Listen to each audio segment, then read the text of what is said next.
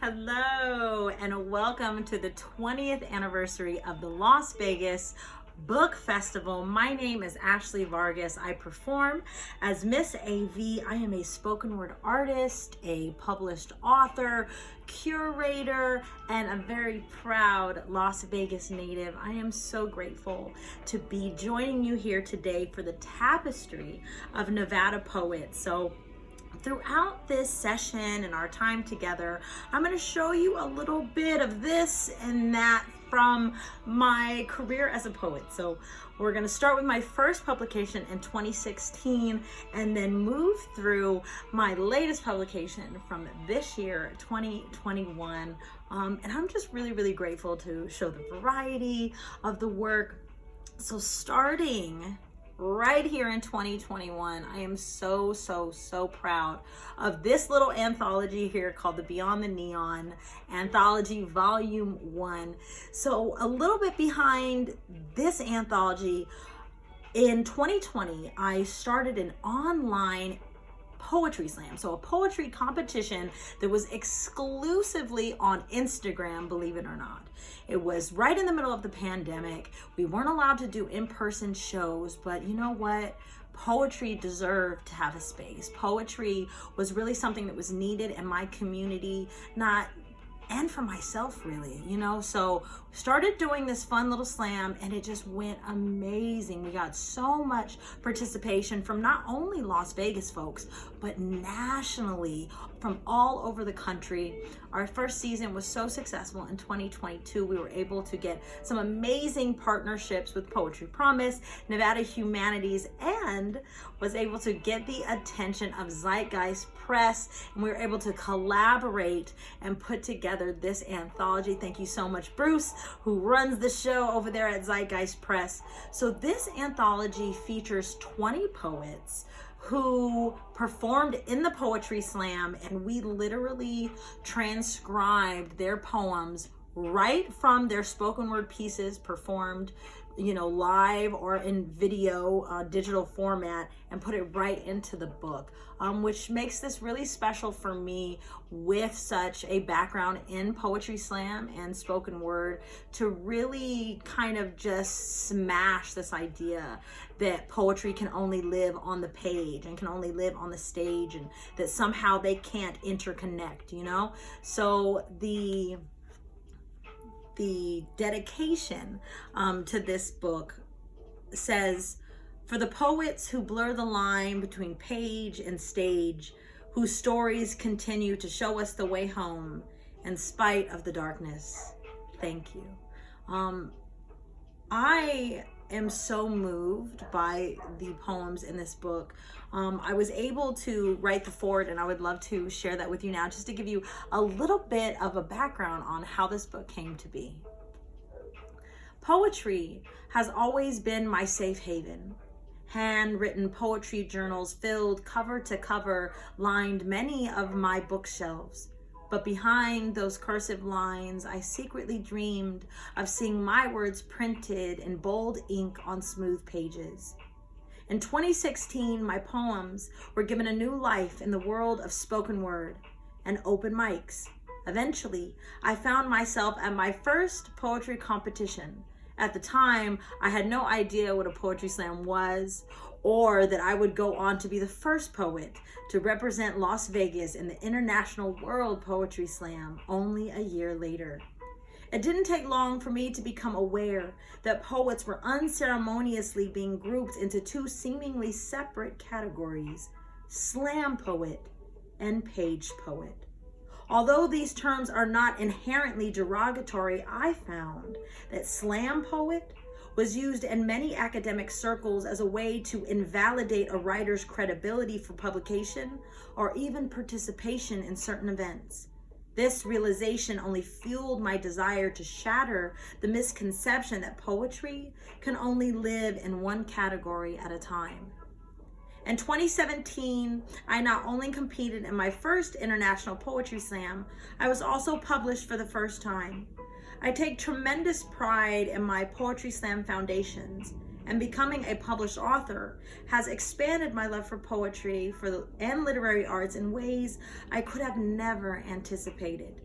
My mission has always been to share my love for poetry with my community and to give other poets the opportunity that they may not otherwise be so easily afforded. The Beyond the Neon anthology intentionally features poems performed at the Beyond the Neon Poetry Slam. As you read the work of these incredible poets, I invite you to allow yourself to expand your own perceptions of what makes a poet a poet. And at the end of the day, the point is the poetry by any means necessary. I'm so very proud of this book and of all the authors involved. I was able to perform a poem myself in the 2020 season. This poem is called 6, and I would love to read it for you now. They asked, "What are your thoughts on marriage?" And my stomach dropped. Butterflies turned rock bottom, but an echo of a feeling. The ghost of a million memories, a barren desert, suddenly flash flood of phantom water. Unexpected. Even after all this time, it never loses its potency, like a sleeping poison still coursing through my veins. Him. Everything and nothing. Just a face, tattooed on the back of my eyelids. I could still describe every feature. All past and no future. My heart just laughs at the irony, knowing time is nothing, a creation. Yet still, I carry him into the present moment. Still, spit up blood from our last altercation. Years of stagnation, I would cry, but I have no more tears for him. He who must not be named. Only a void I keep trying to fill. Only a fading scar from a ring that never quite fit right. Only these invisible wounds I just keep trying to heal. And they asked me, "What are your thoughts on marriage?" And I said, "A dream and a nightmare." Thank you. You could see inside the book, we're able to put a little graphic here. I love that poem. And I think, a wonderful theme from the book, just in general, it's all about really sharing your truth. It's really about saying what needs to be said and being able to get to the nitty and gritty of things. I think that a lot of times poetry has this reputation of, everything being about, clouds and mountains and fluffy things. And I think that we all know that life is not always fluffy. And it's really about those authentic moments that help us to feel exactly who we are and helps us to feel something, sometimes anything. And I'm really grateful to be able to have those kind of outlets and being able to read anthologies like this. It really reminds you of how interconnected we all are, and that it isn't just our individual stories. It's so often, our stories are so much bigger than us. And I really, felt that way, being able to put this anthology together. It was my first, I got to put that curator hat on, and was able to write, the dedication and the foreword. And it was an incredible experience. So I'm very grateful to our editors, Bruce Isaacson and Vogue Robinson, for really helping to bring this to fruition, as well as the National Endowment of the Arts and Nevada Humanities for the additional funding to make this possible. So I am so very grateful. And that was that was Beyond the Neon Anthology Volume 1. Wow, I would love to jump into this wonderful little collection here. This is called Dia de la Poeticas. And so since we are still in Latinx Heritage Month, when I'm filming this, I, would love to showcase this. So last November, I was able to compete in a Latinx Poetry Slam competition called De la Poeticas, in which all artists from Latinx backgrounds were invited to come and compete in this competition. And it was such a wonderful experience. You know, I was lucky enough to go on and win the competition, but all of the poets who competed were invited to submit a piece for publication in their anthology entitled Dia de la Poeticas, and one of my poems called Singularity was included. So if you're not familiar with Dia de los Muertos, it is a celebration of our ancestry. And, you know, on that day, November 1st, you know, we honor our ancestors and those who have passed. And so, you know, to do that, I wanted to share my aunt's story, and just kind of, you know, sometimes things are not, again, light and fluffy all the time, but that doesn't mean that there isn't beauty in that contrast. Again, this poem is called Singularity. My tia was thin and tall, pale European skin with dark Latin features. She had deep brown eyes, the kind you could easily get lost in, not sure if you were flying or falling into them. It almost made you forget how they peered out from sunken caverns of sorrow. See, the light in her eyes would flip on and off like a light switch. Her gaze would wander off in such a way that I often thought that maybe the poison in her veins might take her to someplace pretty. Instead of some free fall purgatory, see, she moved compulsively. Clearly not comfortable in her own skin. Ironically, it seemed like that's all she was wrapped in. Those Latin curves had long turned to skeleton. But her voice was warm and comforting like Caribbean sand. Hearing her speak felt more like home than any brick and mortar I had ever known, but other times her voice would burn and crack from intensity like campfire turned inferno, billowing black smoke, blinding and suffocating all around her.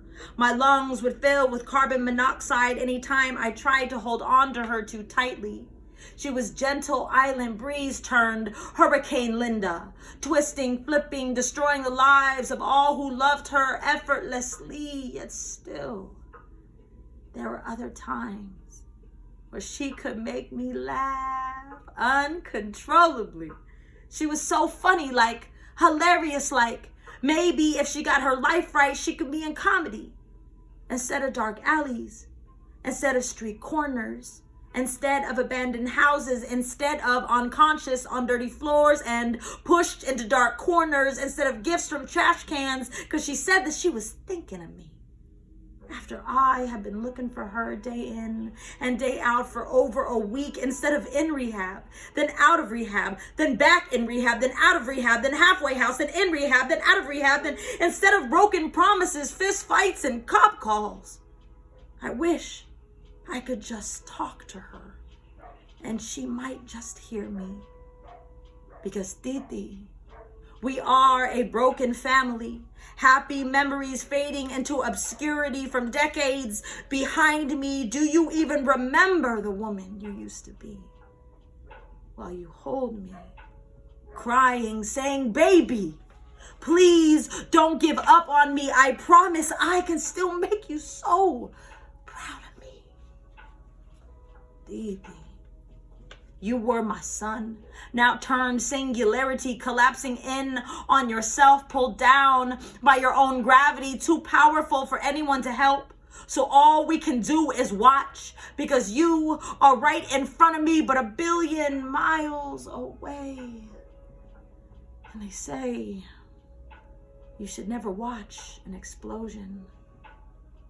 So I turned my back and I walked away. Please forgive me. Thank you.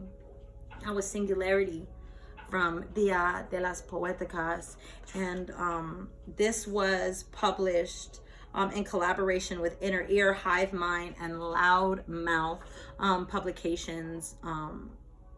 you know, it's such a beautiful, such a beautiful book, and I was so honored to have been invited to be a part of it and to hold space again for that authenticity, right? And to honor the realities of our ancestry, and to grow and to learn from those, you know, things. So thank you so much for that. Let's see. Okay, let's get local, folks. So the Red Rock Review, this was in fall of 2017, and I was asked to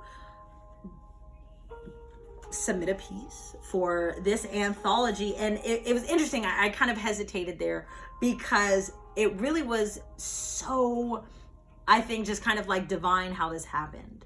So I was at a feature at Community College of Southern Nevada, or College of Southern Nevada now, CSN, and it was a poetry reading. I was not featured, I was not supposed to perform, and they had a little bit of space, so I was asked by the event organizer if I could go ahead and just come up and do a quick little piece. And so I was like, okay, sure. And, you know, it was like now, right? We're right in like that beginning wave of the holidays where, you know, we have, Thanksgiving's coming up, Christmas is coming up, you know, we have all the fall festivities surrounding Halloween, and then of course on to Christmas and New Year's. So, you know, it can be a really heavy time for many, many people, you know, who have complicated family dynamics, you know, and I am most certainly one of those people. And so, you know, in that spirit, I chose to share my poem Holiday. And so I shared that piece, and I thought that was just going to be it. But then the editor of the Red Rock Review at the time, Erica Vital, asked if I could submit that poem for publication in the journal from College of Southern Nevada called the Red Rock Review. So I am so grateful for her for asking and giving this very important poem a place to live. And it was also a wonderful reminder that, you know, you never know who's in the audience. Like, you never know where opportunities will come from. And, you know, although I was not, you know, a listed, you know, featured artist for that particular performance, you know, because I was there and I was open to performing, that led to a publication. So, you know, I just kind of encourage you all to just kind of, you know, the statement where they say, if you stay ready, you don't got to get ready. This is a perfect example of that. And this poem, again, is called Holiday. 'Tis the season for depression, estranged families and lost connection, trading gifts for affection, your name on the tip of tongues that barely remember you. Distant blood relation, social butterfly and hermit collide, the most convincing smile survives. Holiday Hunger Games. Who knew that happy times could be filled with so much pain? Swallow it down. Don't make any waves, no unwanted sounds, just smile. Ear to ear, makeup done perfectly, wouldn't want to ruin it with some tears. Swallow it down. Softly giggle at casual disrespect. Look interested in racist rhetoric. Just smile when they ask, why don't you have any kids yet? Thank them for reminding you of your age, helping you to fully understand that time is of the essence. And if you don't learn how to keep a man soon, your dream of having a family of your own will never come true. Swallow it down when they ask, whatever happened to that one cute boy you used to bring around? He was quiet, but we really hoped that one would have worked out. Swallow it down. When your smile falters and they ask what's wrong, just say you need a drink. It's been a long week. Grab 3 glasses of wine and swallow it down. Take a few shots with the guys just to ensure everyone thinks you're having a great time. Swallow it down. Don't make any waves, no unwanted sounds. The holidays are all about learning how to smile while you drown. Thank you. That was Holiday from the fall 2017 edition of Red Rock Review, based right here in Las Vegas. I'm very grateful for that. You know, I think that these times, they can be challenging, you know, so I really dedicate that poem to anyone that both loves and dreads the holidays as I do. You know, I'm sending you so much love, and I'm sending you so much light, and just know that your experiences are valid, and your experiences are beautiful, and you are beautiful, and you are so important. And it does not matter whether you are invited to Sunday dinner or not. It does not matter if, you know, you are sitting across the table from, you know, your family, or if you're at a diner with your friends and you feel like they are more family than you've ever known. I'm here to let you know that there is so much beauty in that, and that we're gonna do this, and we're gonna get through these holidays, and we're gonna have really amazing moments and amazing memories, and yeah, it's gonna be good. It's gonna be good. So thank you guys so much for that. Okay. So in 2016, I was able to take part in the Sacred Peace Walk here in Southern Nevada, organized by the Nevada Desert Experience.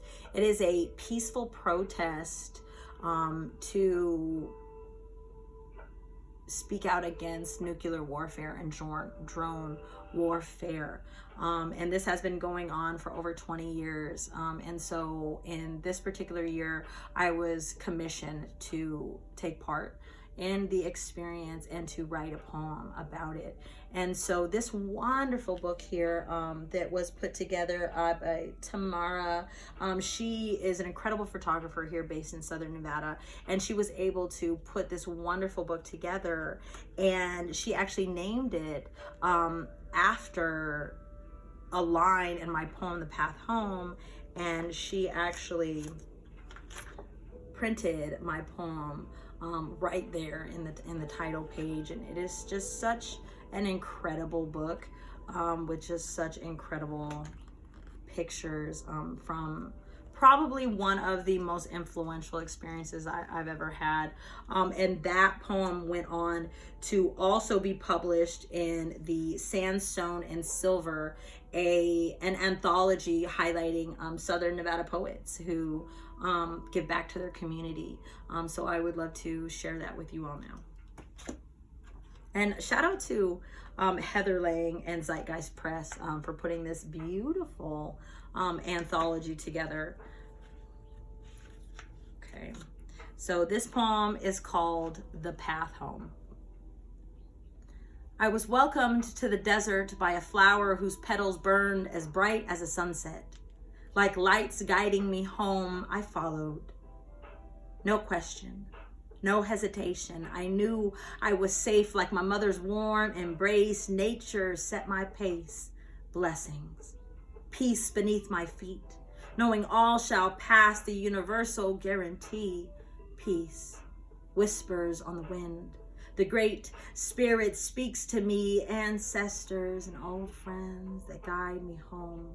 Solitude of thought, but never alone. Gaia moves through me. Peace. The drum of my heartbeat, slow, steady, security, trusting in my feet, step by step. And time moves on, and the mountain sings its song. Come along, peace. Letting go of right and wrong, yin and yang, same coin, same song. Peace. Be the change, leave your cage, freedom, peace. My feet slow in the sun sets, the sky catches fire. Darkness reaches across the land, my head is filled with visions. Warm fire and a cold breeze. The beauty is always hidden in the contrast.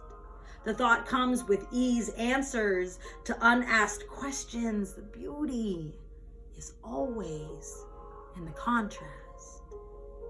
Clarity at last.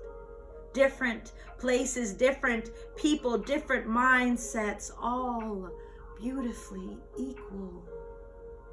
See, the beauty is in the contrast. Peace. Thank you. Thank you so much. That was from the anthology Sandstone and Silver from Zeitgeist-Press. And I want to say, let's see, this is 2019. So this was printed in 2019. And then the first printing of that poem was in 2016, right here in Beauty in the Contrast. Oh my gosh, I love that poem so much. You know, I am just so often inspired, you know, by the world around me. And so being in a place like Southern Nevada, you know, often, you know, we're talking about, oh, okay, you know, the neon lights and all this stuff. And we have a beautiful city here in Las Vegas. But when we talk about Nevada as a state, I feel like its beauty is so understated in the general, you know, conversation about Las Vegas and Nevada. But wow, Nevada is incredible. You know, our sunsets and the nature, you know, I think that a lot of times we think of a desert being a barren place, and it's just simply not. It is teeming with life, teeming with beauty, and it's just an incredible place to hike and have outdoor activities. And a lot of my writing is, you know, influenced by that, you know. So as much as I, you know, talk about my family dynamics and those sort of kind of, you know, gritty real life stories, I also love, you know, my state, and I love the nature, and, you know, find joy in hiking and writing about the beauty around me. So, you know, you get inspiration, you know, from different places, and, you know, you kind of do, you know, what you do. Let's talk about my first publications.